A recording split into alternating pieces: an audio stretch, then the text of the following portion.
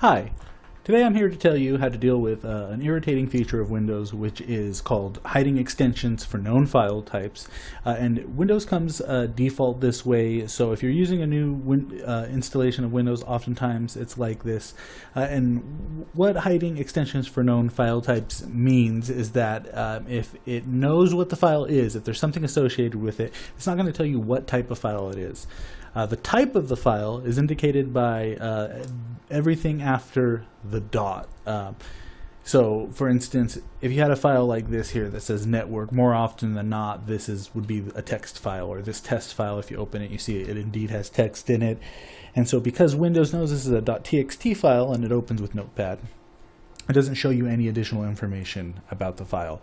That is supposed to be a convenience, but it actually can be really annoying. For instance, if you see these files here, you're going to see that they're both images, but we don't know what type of images they are, which actually, does have a bearing on things. If it's a GIF file, it might be animated, or if it's a GIF or a PNG, it might have transparency in it.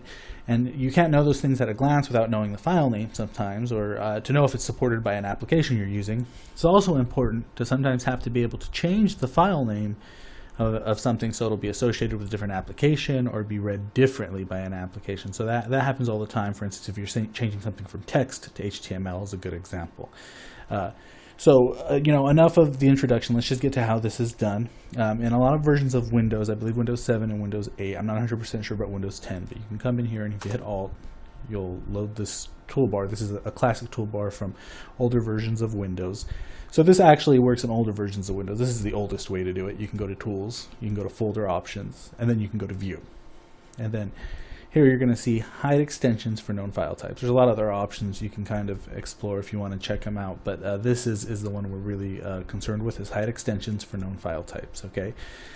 Now, if you don't see that there, there's a couple other ways to get to it. You can get to it through the control panel.